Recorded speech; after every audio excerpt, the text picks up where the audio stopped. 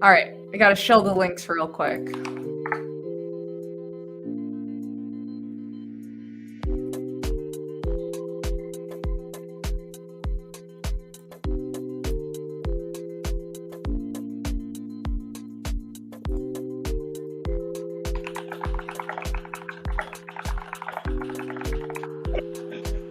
Go. What? My computer's so slow. I hate it so much. All right, I'm good on my end. Okay, hold on. Dalton's gotta get his socials out.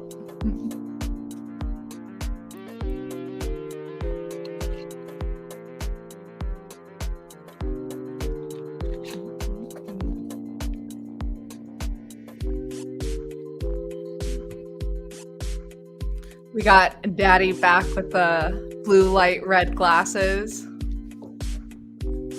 I feel pretty sexy in that, not gonna lie. I mean, you're giving me like Say it. You know? Say it. I don't know if I can say what I want to say. But I agreed. I'm getting that like old 90s like little Yeah, swag from you. Uh-huh. Okay, cool. I'm good. That's all I can do. Let's go.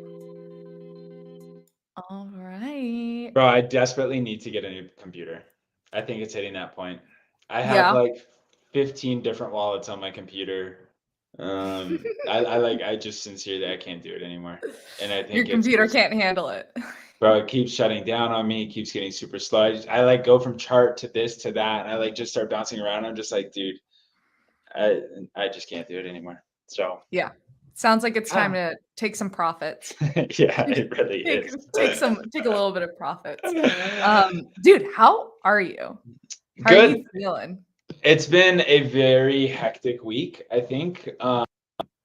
There's just so much going on. The space is like at this point, I feel like this is the first time we've ever had like massive movement across chains, like where we've seen Ordinals popping off. We have Solana popping off. You have these airdrops going to NFT holders. You have Bitcoin L2s and things like that are starting to happen. And people are just paying attention to different things at different levels.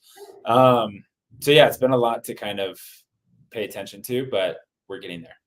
Yeah, no, I absolutely agree. I mean, like attention right now, I feel like I'm like, there's cool stuff happening on Cosmos. There's Blast, there's ETH, there's Sol. Now it's like I'm starting to get some Ordinals exposure. Thank you for forcing me to finally do that last night. But it's nice to see, like, what's crazy to me is like Bitcoin is nearing all-time highs. Like we are pumping. ETH is over $3,000. But I feel like retail still isn't fully here yet, at least not how it was in like 2021. I don't know if you're getting like a similar vibe or a similar read on the situation too. Yeah, dude, like I think it's something that I'm really trying to feel out because I'm like, okay, like I'm feeling like this like euphoria a little bit where you're like getting these airdrops, you're getting this exposure to the collections that you really want. But then at the same time, nobody's really talking about it. I think that that's exciting. Like it means that we're on the right track, right? Like we're paying attention to the right things. We're in the right groups. We're talking to the right circles. But yeah, we haven't even had the happening yet, right? So I think that's going to be a big decider too. Like when the happening happens, what happens to the Bitcoin prices? Like, do we see 100K or do we see a retracement or like, I don't know, a lot of movement. I mean, a little less than like 2 months out now that we're basically at the end of February. You know, I did want to take a second because you like sent me this really interesting link and I was like, oh, I actually know that team to like kind of reset everything because like I'm starting to feel the euphoria too. And I feel like when we start to get the excitement and euphoria is when we start making like really dumb fucking mistakes. Like, I don't know, clicking on drainer links, et cetera, and like really neglecting our wallet security. So for everyone listening, this is your, friendly reminder. Make sure you have a cold wallet.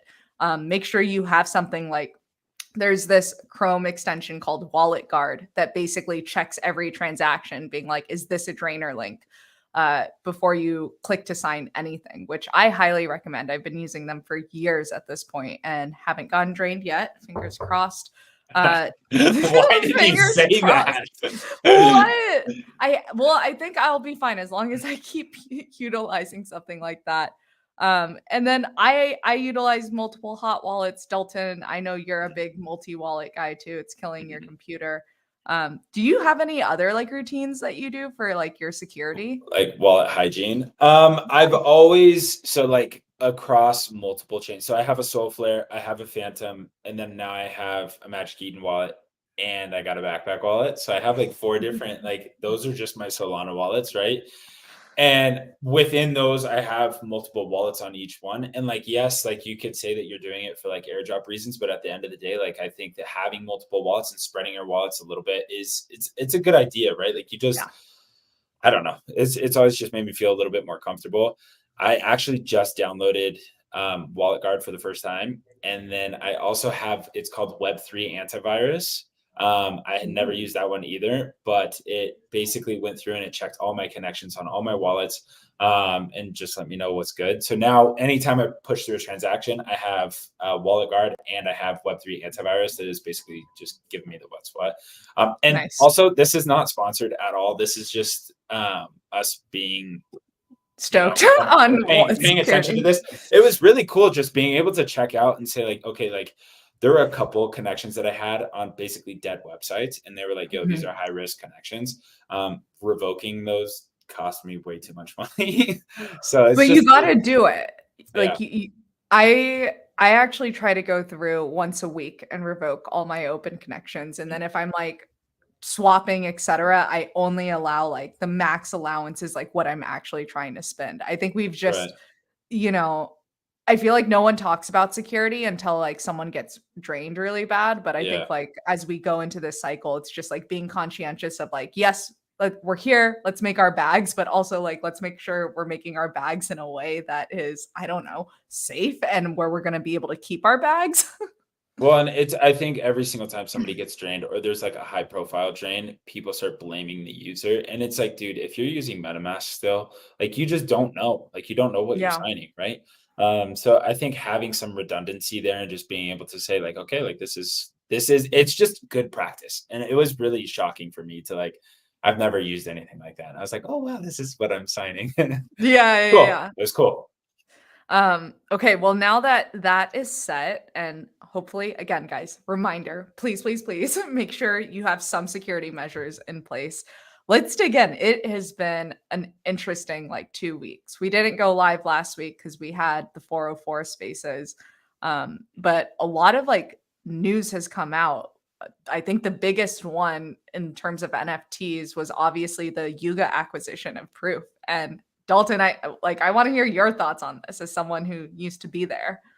Yeah, so I wrote a little bit in the show notes just talking about what it's like to work in the space, right? Like Mhm. I think just to give a little bit of background to people here, like before I started working in the space, I worked in restaurants and I played soccer. Like that's all I did, right? And Proof gave me an opportunity to go in, and it was like a merit-based interview. Like it was write these reports and get down into the nitty-gritty of whatever ecosystem we were talking about, Solana, music NFTs, fashion NFTs, whatever the case was.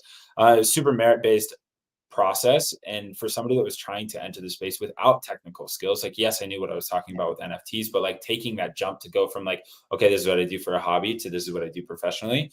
It was scary, right? Like it wasn't something that I was like, oh yeah, I had a lot of belief in myself to do it, right? Like I had imposter syndrome, and at times I still have imposter syndrome. Like this industry that we work in, none of us see each other eye to eye. None of us see each other face to face. We're all working remote. It's like it's kind of daunting at times, right? To be completely Yeah. by yourself and stuff like that. And so like, shout out to Kevin, shout out to Derek, some of the people over there that gave me an opportunity and had like, just, they looked me eye to eye and said like, okay, like tell us what you know and what you believe in and stuff like that. And they gave me that opportunity. So that was really cool. Seeing them get acquired by Yugo was something I never thought I would see. Like, honestly, like we talked about it. Well, Yeah. all the people that work there, we were just like, okay, like if somebody were to buy us out, like who would it be? What would that process kind of look like? And I think towards the tail end of what we were experiencing, like layoffs happened in October of 2023. You could feel it. The last 6 months, it was just like the morale of the team was just going down. Like there were ideas and leadership just weren't sold on those ideas, and it just there's no fluency. Mm. So it's exciting to see them get acquired. I think the art space is better with proof. Like I think that these guys have great connections with museums, with artists. They're great collaborators. They throw great events. Like I think that's something that Yuga can learn a lot from. Like obviously Yuga does 8 Fest and stuff like that, but I think Maggie, who's like the head of events over there, is just unbelievable. And so like to have a clubhouse or to have something like that and to have collaborations across the space would be really badass. So congrats to them, to the people that are still there. I wish them the best of luck. But at the end of the day, like it's very PvP, very competitive, and we'll see. Everybody Well, eats, but then like people like go at each other, right? So yeah, well, what I thought was interesting was the acquisition was all stock. Did you see that? Like zero cash. And there's been a lot of different takes on the timeline, but I think what Yuga Labs is already considered a unicorn in this space. I remember the first time they raised years ago, I was like, wait, Yuga raised how much money? I think it was like over 100 million. That sounds about right, right? Because I just remember it was like some astronomical number that I was like, what? right. So for them to basically be able to acquire proof, not have to give up any equity over to like investors and not have to raise a down round, I actually think was super strategic.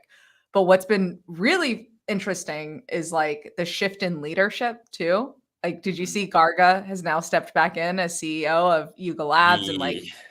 they're splitting off Apes into like a subsidiary, and so that makes me wonder if there were some operational hurdles that have not really allowed for the Basie team to like build what they wanted to build. Does that make sense? Because like, who does a restructure like that Yeah. unless there's something No, happening dude, behind the look. scenes? So I think this is one of the things that we see in the space all the time, right? Like if you talk about the most successful founders in this space, who do we go to? Luca Nets, Frank Mhm. DeGods, like these guys that are young cats that are just like they're in the arena and they want to be in the arena. Like Cairo, like wasn't in the arena and he had already made his bag, right? Like I think that that's something that you see with these founders. It's like Web3 is very intense. Like it's 24/7. Yeah. Both of us wake up every single day to news on our Telegram or somebody's doing something. Like it's 24/7. And I think the only founder that's probably an outlier in that is probably Meme Land, Ray Chan. Like I Mm, think Ray is like they've 9gag is huge, right? And yeah. I think he just loves what he does. So I don't know. I think this is an industry for the young bucks that kind of want to throw their weight around and not necessarily like the Activision CEO. Like I'm sure this guy came in and was like, dude, this is a lot. Yeah. That's just my take. I don't know the guy. Like I could be completely wrong, but I think I think you're onto something. I think like Yuga, because I remember reading some of their announcements. I don't have exposure to the Yuga ecosystem anymore, but it always like the last year has felt very corporate and very buttoned up, and like we're here to increase efficiency and like focus on some of these core goals. But I think like that is just not in line with the Web3 ethos. I think to your point, these younger teams, whether that's Luca, Frank, or even like the Azuki founders, Zagabond, 2PM, and all of them, like they're younger, and I think they're way more in touch with like the culture of Web3. And I'm realizing more and more in like the last, I would say, couple of months as I've been immersing myself more in the space, how important culture actually is, because I think it mm. drives a lot of like purchase behavior and like, you know what I mean? Yeah, well, So especially in NFTs, right? Like NFT, dude, that they're culture coins. Like that we talk about it all the time, like getting people excited about buying something. We see the same movement with meme coins and stuff like that. But I think NFTs are a little bit deeper. And then we talked about this, like the Lazy Mhm. Lion acquisition and things like that. Like I'm not necessarily super bullish on that, but I could be wrong. Maybe these are like young founders that want to throw their weight around and really want to find their own niche, and maybe that works, right? Yeah. I think is it Kumpai Pandas? They're super deep in like the UFC, MMA space, like that. That's a very niche kind of project that has success. And I think the last time I looked at them, they were over a 60 soul floor. So that's huge, right? Like these guys are kind of same thing as Luca. And oh my god, Fungi. Oh, hey, there he is. But yeah, Yeah. Well, pretty it's cool. interesting. We'll see how it goes this year for them. I'm excited. I feel like all my ape friends have been kind of like feeling a little down, and I think this kind of injected some life into them, which Something. overdue. It's I was something. like, bro, like as soon as the news broke, I like all the moonbirds are like, yay! And like all the apes are like, dude, fuck this shit. But then like the news of Garga and stuff, I think they're rallying around it. So we'll see what happens. Totally. Speaking of just like other news, market news on the timeline, did you ever do the portal coin No. farming? No. No. Don't look at me like that, like you're above it. Get out Did of you here. did you do it? Yeah, like a few This was before we were friends. So You're all like, if I would have saw that, I yeah, never would have exactly. slid I into would have your not. DMs. Okay. Dude, I don't know. How did you feel? I think similar to Blur, how Blur did points. I think Portal kind of did something good here, and like everybody muted it, and like nobody wanted to hear about it anymore. But Did you seems, see it on the timeline? Like the oh people yeah, that got points, like we're looking at pre-trading markets and people are like, they're up big from yeah, literally deploying no capital, just social engagement. I, so, I'm a nerd. I like anime. I play video games here and there in my free time. Why are you looking at me like that? Dalton's always giving me these judgy eyes, just stabbing my me in the God. face. All So right, rude. whatever.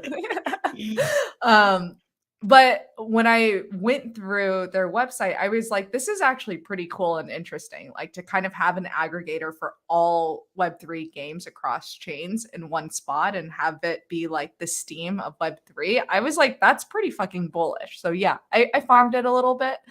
Um, but honestly, Web3 gaming's really cool. I've fucked around and I found out, but I think where it gets really exciting for me is like the NFT assets within games. Like, what do these online in-game economies look like? What does the financialization of these assets look like? And like, does that open up a whole new market, like Right. a legitimized, decentralized market around in-game assets? Like, Mhm. that's kind of where, probably going to be paying much more attention. Dude, I don't know anything about Web3 gaming.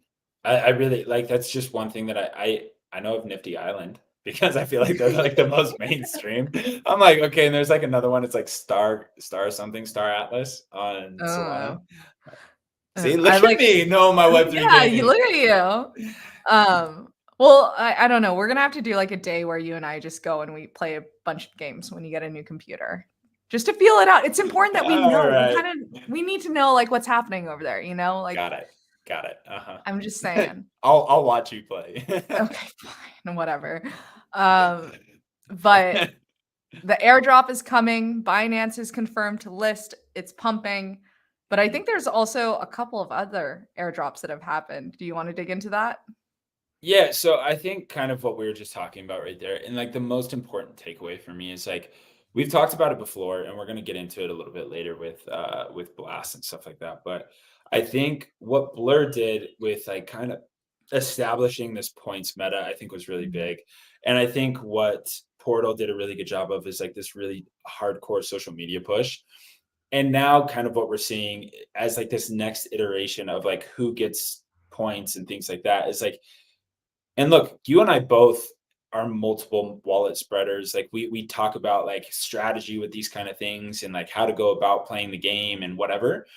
And I think that like as an anti-Sybil kind of response, these platforms are trying to find like true hardcore holders that are not going to be multiple wallet Mhm. spreading with $87 in their bank account and like you get what I'm saying? Like Yeah. we saw this happen on Jito. We saw this happen on Tia. We've seen this happen across the board.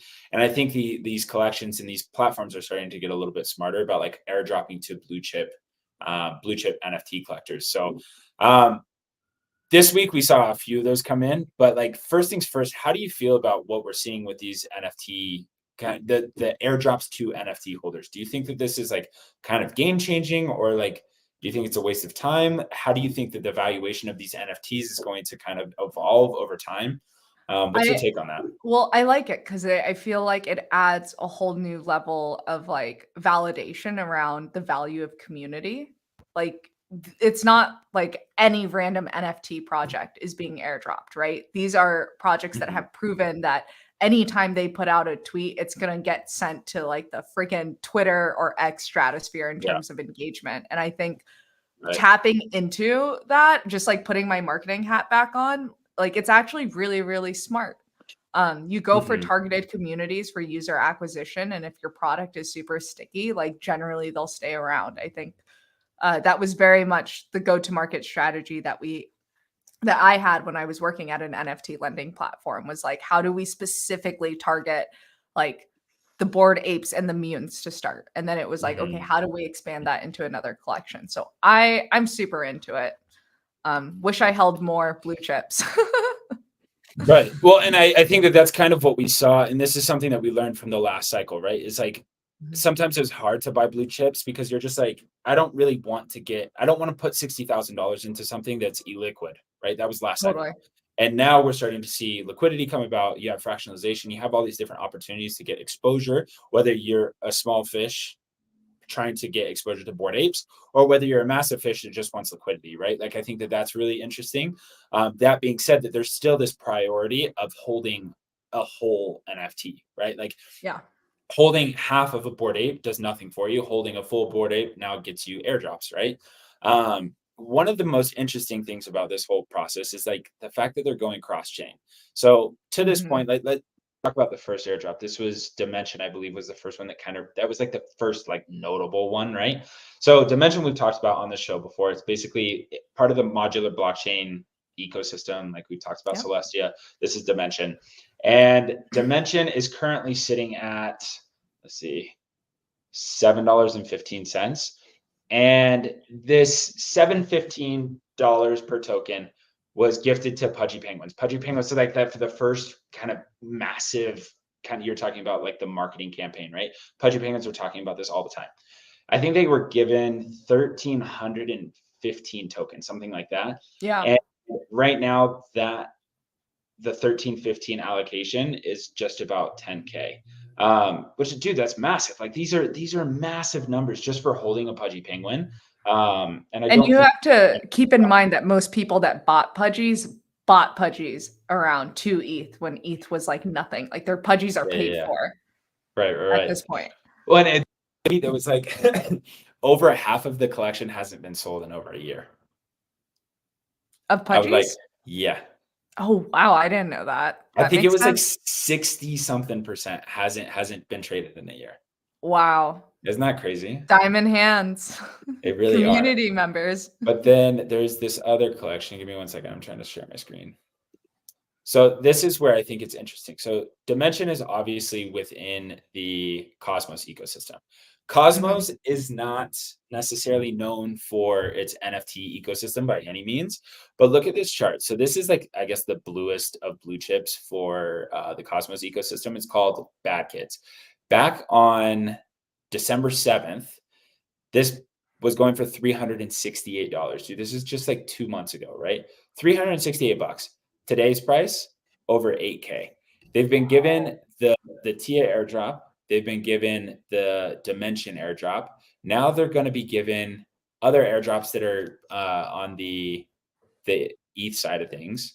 So it's just like this whole idea of what is a blue chip and why you hold things it's changing the game, honestly.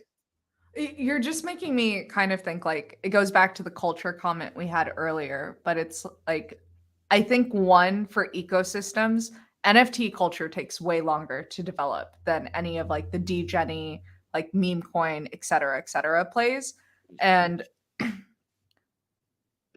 it's so smart. Sorry, Dalton, I'm processing all the knowledge that you dropped. It just really is smart because it again provides more value, and I think it helps actually foster the culture that exists on these chains. Like that chart is insane to go from $300 to over 8 grand and have that be fueled by airdrops. Well, and be given a $15,000 airdrop. They got the Celestia airdrop. Like it's, Yeah. and I don't think it's stopping, right? Because then it becomes, like you're saying, part of the culture. Like, and that's the reason why you hold. And like we're in one of the group chats and it was talking about do you think that these airdrops kind of how should I say this? Like, does it impact taking out loans against NFTs? And I was like, wow, Mhm. that's actually something I haven't really thought about, but I definitely think it could, right? Because if you're not staking your Tensorian, you're not getting that drop. Yeah. If you're doing something with your, like if it's fractionalized, you're not getting that drop, right? So I think it really does kind of play to like the diamond hands mentality. And now that we have underlying liquidity on most blue chip NFT collections, I think people are more that they're holding them easier, right? Because like they're Mhm. expecting things. And like let's touch on the next one, right? We have Wormhole coming out this week, or at least the allocations and stuff like that are coming out this week. They've already mentioned that they're going to be giving airdrops to D Gods and Utes. They're also going to be going to Mad Lads, and I think they're also going to be going to Bad Kids. Um, D Gods and Utes make sense there because so the snapshot was taken, I believe, just maybe a month ago. Yeah. And there was only 51,000 transactions on Wormhole from Solana. That's fucking insane. That was the only bridge out of Solana that I had ever used. How many D gods and Utes bridged using Wormhole? 23,000. Insane. I think it's And gonna be a dude, Gito. that's fucking crazy. That's Yeah. crazy. And Like I'm just half like, half of that it's actually kind of really funny. It's like Wormhole, this massive like infrastructure company that has like a valuation over hundreds of millions of dollars no, raised 2.5 billion. oh, well 2.5. there They raised Wormhole's a last unicorn. month. Oh my Yes. god. So massive company, Yeah. massive unicorn, 50,000 transactions. Half of those were D gods and Utes I'm just bridging. like, That's crazy. I was trying to like do the math, and I was like, the math's not mathing. I don't understand how this is. And then I'm like sitting there and I'm like, bro, I probably bridged 50 times. Like I at least bridged 50 times. And like base, I bridge out of base with Wormhole. So I Yeah. go base to ETH, and like I've just always used Wormhole as like my go-to bridge. And I'm like, when I saw that there was only 51,000 transactions out of Solana on Wormhole, I was like, dude, this might be a massive, massive airdrop for people that actually use it. Well, fingers crossed. I hope you get your bag. When you Thank say you. you so because I've never like stuck to dedicated bridge. It just depends on like what platform I'm on. When you say wormhole bridge, are you using all bridge? Because that's Oh, like a because okay, so back in the day, Wormhole was Wormhole Bridge, and then it became Portal Bridge. got it. I'm gonna Sorry. need to check Yeah, I that out should have. because I've been using all bridge. I used to use multi-chain a All lot. Bridge, I think All Bridge is getting. I'll have to send you a tweet. There's a tweet Yeah. somewhere. I would look it up right now, but my computer would crash. So I'm like, let's not. But I think All Bridge might be getting it. We'll check after the call. But if Yeah. it is, like, you could be in for a surprise. Let's go. I'm ready. Yeah. But I'm like ready. like you said, like so Wormhole back in the day, this is like 2022, they got hacked for 300, it's like 320 million or 330 million Oh, dollars. I And remember that then hack. yeah, and then Jump bailed them out. And then now they just raised 225 million as of last month at 2.5 billion dollar valuation. And I'm like, it's I don't know. Again, it pays to be curious, right? Like it pays to be curious. It pays to kind of go Mhm. down the rabbit hole. So we'll see what happens. Fingers crossed. Um, Ooh, speaking of more cross-chain drops, the arcade drop, the Clash of Yeah. the Claims situation that they had going on. So for those of you guys who don't know, Arcade is a peer-to-peer lending platform that's on Ethereum, and they have basically announced their Arcade token. They've had a point system in place for feels like a while now. Like they're slowly getting the distribution out there. I don't think Arcade is tradable or transferable yet, but It's people not. are starting to claim. Yeah. Yeah, I think it needs a DAO vote is what they said. Like waiting for the DAO to vote on it. But basically what they just recently did in the last week was they held a raffle of 4,000 wallets.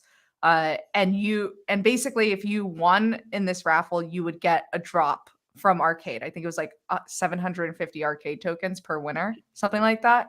And if you had a Pudgy Penguin, Little Pudgy, Sappy Seal, Node Monks, Tensorian, Bitcoin Puppets, Mad Lads, and I think RSIC. RSIC. So basically they're tapping into Ordinals, Solana, and other ETH collections. You could submit your wallet to basically qualify for the claim, which I thought was insane. Pretty cool. I didn't get it though. I got it on 2 wallets. you got it on 2 wallets, and I didn't get it on my Little Pudgy. Okay, but hey, to put it into perspective here, I did 1 loan on my DGOD, right? So it was like a 2.8. No, it was 4,200 USDC for a DGOD. It was like 40 days, and then I ended up paying it back, and that was that, right? On my 1 DGOD loan, I had 1,150 points, and so like, yes, it's going to be like a free stimmy. I don't really expect it to be too big, like maybe $1,000, $2,000, maybe. Which like that's epic, right? Like I'm not saying that that's. I mean, if you put that into like scale of like the people who are lending there, who are borrowing constantly, it'll be a nice. Like it really is. There's not really that many people taking part in NFT lending, right? Like if you think about it, these numbers, if we're talking about things that are underfarmed, I would say Tensor, 100%. Wormhole, obviously, but y'all missed that boat.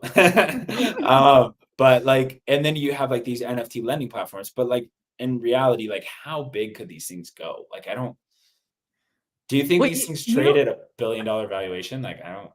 Hold on. You think Tensor is underfarmed? Why are you looking at me like that? I don't. No. I collect JPEGs. I don't trade them. We need to start market making JPEGs, and you could get in the top 500 within 2 weeks. Okay, we're gonna have to do a whole session on this separately. What was your question? Oh, how do I think these things trade? Dude, I love that NFT lending is underfarmed, specifically NFT finance. This is why I'm like pretty excited about Arcade. My Little Pudgy's just literally on like a cycling loan. Like I'm just. Oh, so you do have. You have exposure to Arcade. I have exposure to Arcade. Okay. How do you think I financed my Solana degenning that turned into what I took? I got a loan on Arcade. Dalton, we say it all the time. It's like, if we think NFT finance is going to be a massive narrative in this upcoming cycle, who's best positioned for it? It's going to be the ETH NFT lending platforms. If there's not a lot of people farming it right now, that's fine to me, because I think as the bull picks up, the lending activity is going to pick up. And I think that's true. Attention goes there. So it's like, of the NFT finance platforms, it's like Arcade. I'm farming MetaStreet. Did you get your MetaStreet stuff set up? We got a triple farm coming with Blast too. Okay. Yes. We're going to be talking about Blast here in a minute. So like we'll go into that. Actually, let's use that as the segue. Yeah. I want to hear more about MetaStreet and their Ascend contract, and then we'll get into Blast. I think that works. So basically MetaStreet, very, very cool peer-to-pool NFT lending platform that has like innovated around like this tranche lending model. So you can actually specify price ranges that you would want to lend at. And when you deposit into a MetaStreet pool, you get a liquid credit token. And this is also, I think, one of their like nifty little innovations that they figured out of like, you're basically like your liquid credit token like represents your deposit, right? So you should be able to take that liquid credit token and go transact with it. And so what you can do and what's going to happen is they are partnered with, I think, 3 apps on Blast right now. You're going to be able to bridge your liquid credit token over to Blast and continue farming MetaStreet, as well as farming those 3 different apps. So, and do you meant hold up, what is an LCT? Can you go into that? Liquid credit token. Right. It's like your deposit receipt. So like you have ETH, and then your ETH, you go to MetaStreet and you mint Yeah, you WC? deposit, basically you need to take your ETH and then you need to wrap it to wrap staked ETH, right? So Okay. now you have like the wrapped yield bearing ETH, which is what Blast is going to be natively denominated Right. in. We can get Which into that. that's about 4% a year, correct? I think so, is I think what it's Lido's just giving. under it. Yeah. Like 4 to 5, it depends. Okay. So you have your wrapped staked ETH, you go to MetaStreet, you deposit that into their lending pools, and then you get a liquid credit token. Got it. There's two different types of liquid credit tokens that they're issuing right now, depending on which CryptoPunks pool you deposit into, but it's hilarious. There's a 15 and a 30, right? It's a 20 and a 40. 20 and a 40. Cool. The abbreviation for it is hilarious. It's like M wrapped staked ETH / wrapped punks :20. Yeah. Like it's ridiculous. But the whole idea is this liquid credit token. It's exactly what it sounds like. It's Mhm. a token that represents your credit that you've Right. deposited. So once you have that LCT, like once you deposit and you get your LCT, you're earning points. And then you can go and do like crazy DeFi loops. I made a video on that if anyone's interested in seeing how to set that up. But let's just say you got your liquid credit token. They're going to bridge that liquid credit token to Blast. So that means now on Blast, you kind of still have exposure to ETH NFT lending. And you'll be able to create, I think it's like liquidity pools. So pairing your LCT with like, wrap staked ETH on Blast through one of these apps, and then you're earning points, the triple farm. I don't know. I have to like look more into it when they announce more details, but you got to get into that. I think that just TLDR on this, what is really important here and what's really important to focus in on in terms of trading NFTs and NFT lending in general is like what happens when you give a loan? What happens when you buy an Mhm. NFT? That NFT is now denominated in ETH, right? And that ETH is just sitting there. And if you rewind 2 years ago, the only way to make money in NFTs was to buy an NFT and make that NFT go up in value, right? Like if the floor Yep. value went up, then you made money. And if not, then you were fucked. And now we have different areas of the space that are kind of iterating, right? You have NFT perp, so you can long and short. You have like even price lock over on Tensor is really cool. Like they're getting a shit ton of volume over there.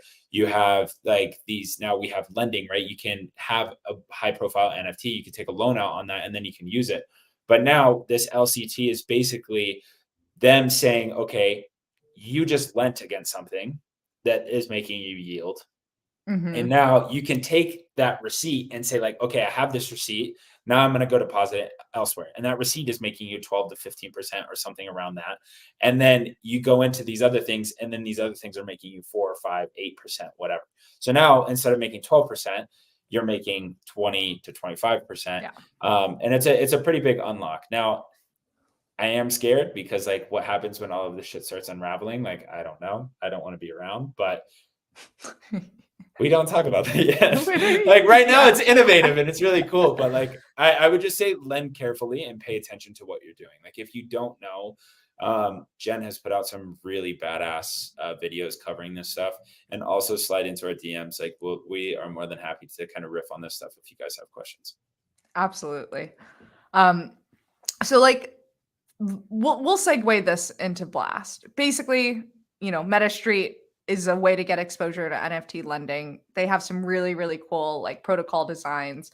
And then within their points program, there's going to be a triple farm with Blast. Blast, I feel like it's shocking to me because I thought everyone was bullish on Blast, but the more time I spent on the timeline, I'm like, wait, have people forgotten about this? This is like a really big fucking deal. Blast has $1.9 billion in TVL currently, and it's still in testnet. Mainnet is not live. The cool thing about Blast and what makes it unique is it's an L2 that has native yield on ETH and stablecoins. And that native yield on ETH is coming through ETH staking. The native yield on stablecoins is coming through things like tokenized T-bills from MakerDAO. So basically the TLDR on Blast is like, imagine you have a wallet on Blast and you have ETH in that wallet. That ETH is natively going to be earning yield while it sits idle in your wallet. Whether you're deploying it, not deploying it, you're earning yield, which I think is pretty cool. It's like, Yeah. It's kind of like a high yield savings account that you can fuck around Yeah, with. Like, you can degen as much as you want. You'll yeah, probably lose money, but that's fine. I You're mean, making 4%. you are making 4%. If it doesn't go to zero, like Yeah, we'll exactly. see. But I just thought that that was a major unlock because it's like as I talk to my friends about this, I'm not gonna be all like, okay, we're gonna set up your MetaMask on Ethereum or your whatever wallet on Ethereum, get you some ETH. All right, now let's go to Lido and we're gonna stake Yeah. that ETH for you. Like, oh, you want to buy stuff? Like, we gotta wrap that ETH. Mhm. To have it done natively, I think is massive. And I think Yeah. the big thing about Blast, and it goes back to the culture point that we keep talking about, is like Blast is building a culture that is literally designed for degens and point maxis and farmers. And Mhm. so there's going to be a gold mine of opportunities for you to get in early on so many different protocols, while earning points to one, get dropped Blast, earning points to get dropped whatever protocol token you're working with. And I don't know. I just think people are insufficiently bullish on it. Yeah, I think kind of to that point, we talk about Ponzi-nomics a lot in this space, Mhm. and I think it's something that is so different within crypto, right? Like I've been learning so much, like in the jobs that I do within this space, just like learning different ways that people trade, learning different ways that people pay attention to things and track things. At the end of the day, when you have $1.8 billion worth of money, liquidity, tied up in an ecosystem that hasn't been able to move for 4 months, what the fuck do you think is going to happen? Like these people haven't been able to touch anything. They're getting an airdrop. Then on top of that, you have a hyper financialized ecosystem with a founder that is like bullish on hyper financialization of fucking everything. Like I really, really, really think that this is going to be a massive unlock just in general, right? Like I 100%. think across the board, whether it be NFTs, whether it be NFT finance, whether it be whatever, like we're going to find loops on loops on loops that are going to, like, people are going to build on top of each other, like you're talking about this meta street to thruster to this to that, like 4 projects deep. Like I don't really know what is going to be built yet, but I think this is going to be like don't leave your computer season. I think so too. I like it's interesting. So if you guys haven't checked it out, there is this idea doc that the Blast team put out, and it's like the Big Bang competition ideas. And if you go through it, they will basically they're like, we're looking for people to build perps, we're looking for people to build spot dexes. We want lending platforms on here. We want some NFT slash gaming projects on here. Thought it was interesting that they grouped NFT finance under NFT slash gaming. I was like, that's Yeah, weird. Just weird to me. I agree. Um, but then there's infrastructure. So think like Telegram bots, uh, bridges, etc., and then miscellaneous. There's like 8 different categories, Well, and socialify is a big one over there too right now, right? SocialFi is the other one. Yeah, SocialFi and GambleFi. Those are the other got it. two. So there are these big 8 categories that we know builders have submitted to Mhm. every single category, and the winners of the competition are going to be announced on Friday. And the winners, it's interesting. Blast basically split up their first community airdrop 50-50. 50% is for early adopters. So think people who deposited. The other 50% is going to the developers, and majority of the developer allocation goes to the winners. So we're literally going to see all of this money get unlocked, mainnet go live. And I feel like this is obvious, but mainnet is going to go live with apps. Like the Yeah. moment your money opens, there's going to be literally, like, I imagine like 50 different opportunities for you to pursue across those 8 different verticals. Um, it's going to be fun. It's for sure. Don't leave your computer season. So you need to get a new one. Yeah, no, literally. That's literally what I was thinking. I was like, do I just make it through, don't leave your computer season with the computer that I have, or do I waste my No, liquidity on a computer and then find more liquid? I'm like, we're going to find we'll find more there's, liquidity. yeah, you got your wormhole liquidity that's coming Yeah, to you. There you go. no, that's buying a mad lad. I'm sorry, guys. Well, yeah. So long story short, we're bullish on Blast. Like I think that there's going to be some massive unlocks here, and like Jen said, like this is going live with apps, right? Like there's going to be literally things that you can rush to buy out the gate. So I think that we should probably do a spaces or something of that sort, kind of breaking down like the who's who, and get as many builders on as we can. And we should probably also throw together like an infographic or something like that, just to kind of break down like the what's what. I'm like, You already I was know. like, I was like, this is Jen's territory. I'm just the guy with the glasses on right now. This is not for me. No, definitely keep an eye out. When they do announce the winners, I do plan on doing like a pretty in-depth breakdown, as Cool. much as I can with that, and then we'll get an infographic out, but for sure on the spaces.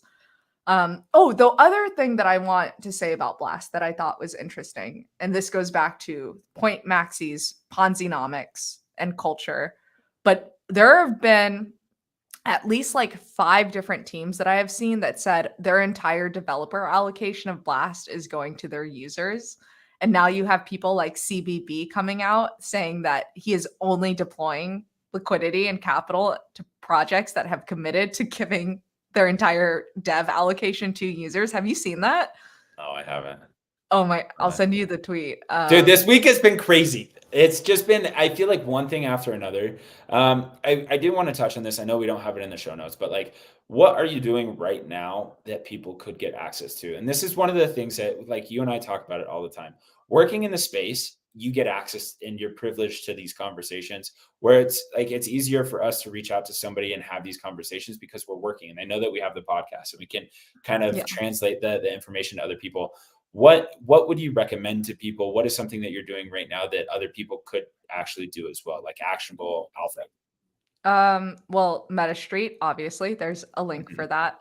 I think if you're interested in getting exposure to like NFT lending and you don't necessarily want to lend on speculative JPEGs, you can go over to a platform like Kettle Finance and start lending against luxury watches to earn yield.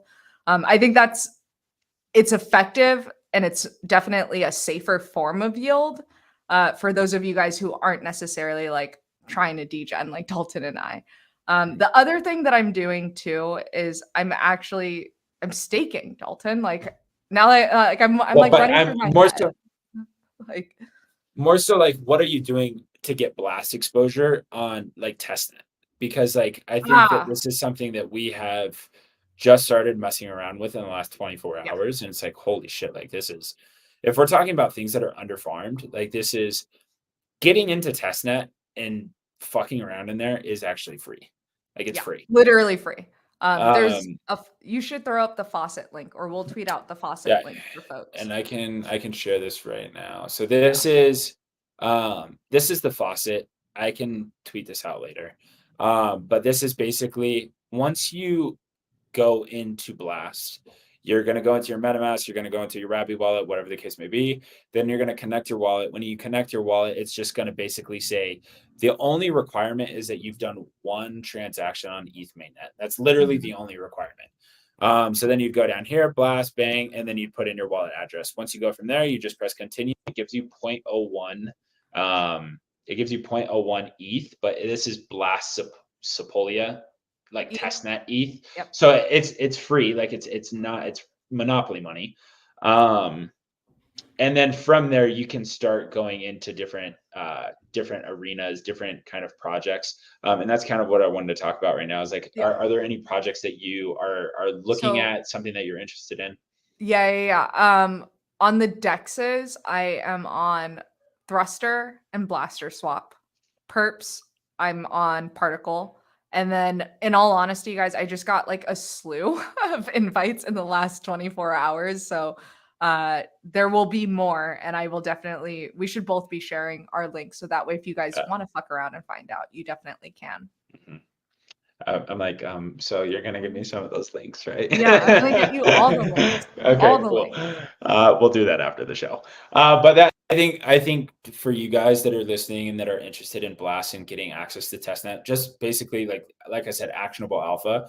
All my friends that have been interested in getting in the space, but have complained about not having enough money to get into the space or whatever because they think that they need to throw multiple thousands of dollars or whatever the case may be.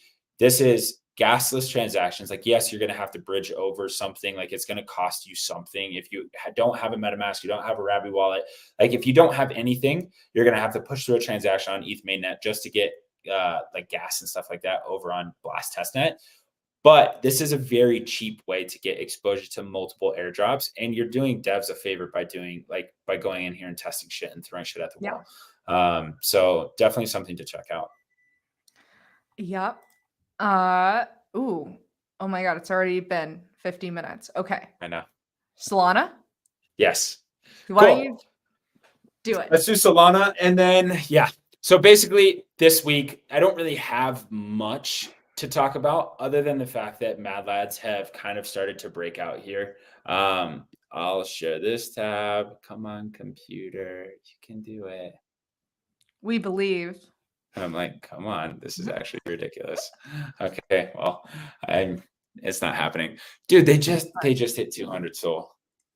Mad Okay, Lads did? well, Oh my yeah. god. So I was going to share the chart, but it's taking too long. So basically, Mad Lads came out this week and they kind of teased a second collection. That's been kind of big news. Nobody really knows what the collection is going to be, but there is a hunch that it's going to be on Ordinals. But the main takeaway here is the fact that Mad Lads exchange is called Backpack Exchange. Backpack Exchange came out this last week, and they have already done $1 billion in 24-hour volume. I think that is unreal. Okay, so if you think about this, you have Mad Lads sitting at a 200 soul floor. You have Backpack Exchange that's doing $1 billion in 24-hour volume. You have Backpack Wallet that has more users than I think Phantom, and they have collaborations on collaborations. They're getting Dimension airdrop. They're getting Wormhole airdrop. They're getting airdrops on airdrops. I'm like, why are these things sitting at 200 soul? That's insane. $1 billion in transaction volume, 24 hours. Mad Lads pumping makes sense. I wonder, Dalton, if like the reason why it's not higher, and this isn't like to knock or question their centralized exchange volume, but like, do you think most of that is organic, or do you think it's market makers coming in? Armani put out a tweet about it because people were like, okay, that's obviously wash trading. So they have a leaderboard, and you can see like the ins and outs. And there's also like a 1% fee on all of this stuff. So like people that are taking size, they're like, okay, why would they be paying $60,000 in fees just to wash trade? Like, that would be really fucking stupid. But like, if you think about it, Mad Lads are tokenless. Backpack Exchange that has a bunch of dApps being built on it, or Backpack Exchange has the $1 billion of volume. Backpack Wallet has a bunch of dApps that are being built on top of it. And then they have all of these like cross collaboration. I mean, the value's there. Like that Dimension airdrop alone was probably like, oh, this paid for my Mad Lad and more. Well, and they're getting Wormhole, and I'm like, I feel like Bored Apes went to 400,000 and they didn't have anything. Like they had a game that was going to come out. Yeah, they had hype. Yeah. Like what happens when they have hype and an exchange is doing $1 billion a day, and like some type of rev share and Backpack Wallet and all this kind of shit. I'm like, yo, I just think, this is slept on. I'm underexposed. How many Mad Lads are in your wallet? Right now, 0. I bought a DGOD instead of buying 2 Mad Lads, and I want to rope a little bit. Yeah, I'm like good. Been there. But it is what it is. I didn't think this was a teaser. I thought it was like kind of confirmed that their second collection is coming on Ordinals. I saw Ord_IO put out. Like that. Yeah, and it was like all these Mad Lad PFPs. Yeah. Well, speaking of Ordinals, it's been pretty interesting. I actually bought my first Ordinal last night. Thanks, Dalton, for pushing me. There was an alien node monk that sold for like $100,000. It was like 2.125 BTC, which I thought was pretty insane. Like we're definitely seeing Ordinal culture take off, and I am again heavily underexposed. Liquidium, which is the lending platform, NFT lending platform on Ordinals, just passed 4,000 loans, which is exciting. And I think you've been digging into this a little bit more than I have, but it does make me wonder, like with the Bitcoin ETFs and obviously Bitcoin kind of leading the charge, do you think we're going to see like a Bitcoin DeFi summer this cycle? Yeah, Like, I think the more this is kind of why I was putting this in the show notes. It's like I feel like having exposure to ordinals, like, dude, I was a slow mover to this. Like, I Mhm. tweeted about BRC20s and I said the shitcoin market that we always wanted, and I didn't buy anything. And this was when Ordi was at like 4 million market cap, right? Like, I just didn't necessarily see the vision for it. But then if you start thinking about, like, these are people that are actually using the Bitcoin blockchain, like actually pushing through transactions, actually kind of day in, day out, kind of using it. So like, I think holding an ordinal and getting access to these airdrops and getting access to using Bitcoin, boots on the ground, like paying attention to what's going on within the ecosystem is pretty important. And that said, like, there is obviously a desire, there's a yearning for ordinal users, ordinal holders, to kind of be able to have an opportunity to use their ordinals in a way that we haven't ever seen on Bitcoin. Mhm.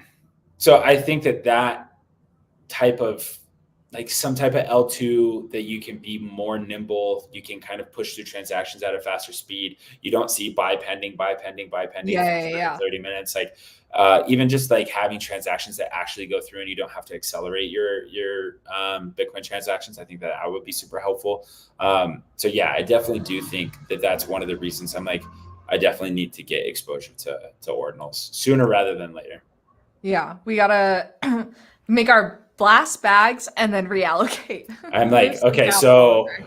wormhole to my mad lad and then blast to my ordinal. I think that's the plan.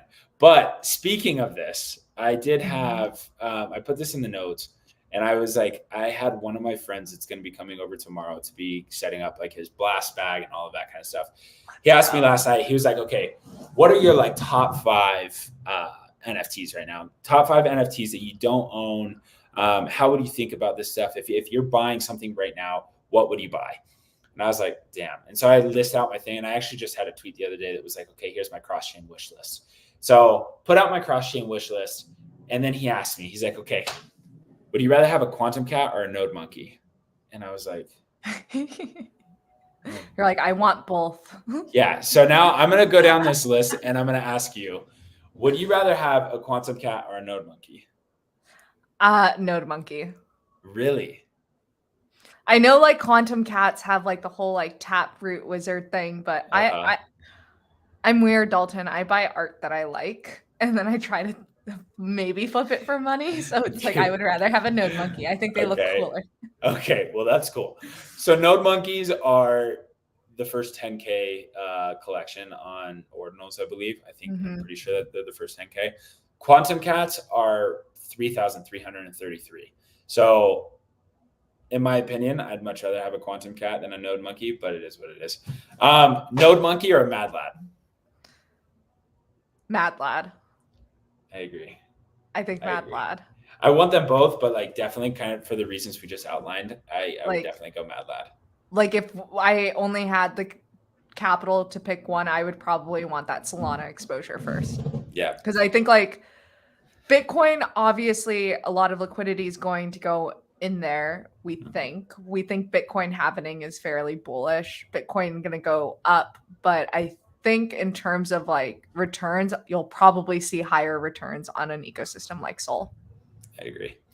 So then the next question would be Mad Lad or Quantum Cat, which you're obviously going to say Mad Lad. Mad lad. Yeah, I What about agree. you? Mad Lad. Okay. I want both, but I would go Mad Lad before I go Quantum Cat. And then lastly, Mad Lad or two Tensorians and a Bitcoin puppet? Two Tensorians and a Bitcoin puppet. Really? Okay. Because Okay. like I get that Mad Lad has like the exchange, but you just told me earlier, Tensor is heavily underfarmed. Mhm. Tensor is going to be the blur of Solana. And the way that team builds is pretty fucking bullish. And Yeah. so if I could have that exposure on Sol and then a A Bitcoin Bitcoin puppet, puppet. Yeah, I agree. were you gonna say Mad Lads? I it's because I already have a Tensorian, so I'm just like, meh. And Like you're I'd like, I probably don't go need Mad Lad. another one. But I would like in that situation, like probably, but I also have a Tensorian and I have a Bitcoin puppet. So like for me Yeah. personally, I would go Mad Lad in that situation. But if I didn't have anything, I'd probably go two Tensorians and a Bitcoin puppet. Just for the Yeah. exposure, and you're probably still going to get airdropped. I'd probably put my 2 Tensorians in 2 different wallets because I'm like that. But this is the way I kind of see it. It's like on Sol and then ETH, EVM adjacent chains, like that's the sandbox we have to play to build the wealth. These are all emerging ecosystems. Obviously, ETH is more established than others, but like Sol, Blast, Base, potentially AVAX. Like I've been looking at AVAX a little bit more because of the RWA stuff. Build your wealth there, and then you retire on Bitcoin and Ordinals. It's kind of how I feel about it. I think you're sleeping on how many X's you could see on Ordinals this year. Really? Because of like this Bitcoin DeFi, Bitcoin L2, because like nobody's using it. So do you think it's like injecting, like, because obviously Bitcoin is, the longest standing crypto, the first OG crypto. Do you feel like we're going to see like the energy that we see around things like Sol and Blast come to Bitcoin DeFi as that becomes more solidified? I don't know if it comes to Bitcoin DeFi, but I think the valuations of Bitcoin L2s and Bitcoin DeFi are going to be much higher than anybody thinks.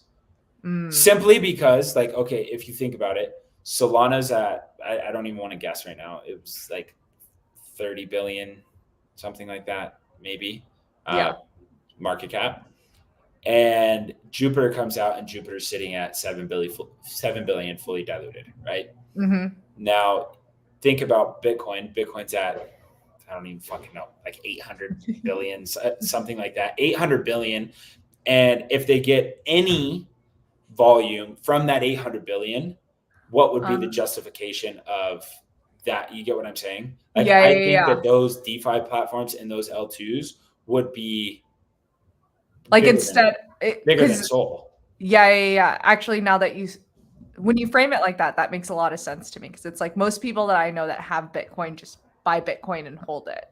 But now you're spot on. It's like if we add in a L2 to that and we add in DeFi apps, what are they going traction? That gets traction. It's like the same reason why we would never just leave ETH in our wallet sitting idle. It's like we're gonna go put it in pools. Okay, you're spot on. Bam!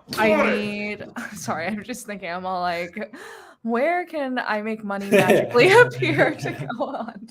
No, but dude, that's exactly what I was thinking about. I was like, okay, like Bitcoin's sitting at 800 billion, Bitcoin goes to 100,000, then what happens?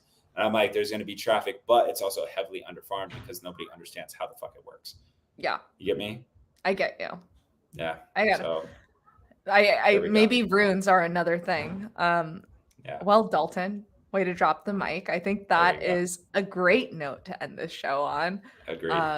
Guys, hopefully you like this. Give it a like, comment, and repost. And of course, I'm just going to reiterate something Dalton said earlier, but if you are interested in playing around with Blast, drop us a comment and we'll share with you all the links that we have to get on there. And then 2, if you start playing around on Blast and get confused, or even if you're playing around on ETH or Sol and start to get confused, shoot us a DM. We would be more than happy to like chat with you and walk you guys through that. 100%. Hell yeah. All right. Well, until the next one, we got some exciting stuff coming up in the next week. We'll see you guys. Pumped. Ciao. Bye.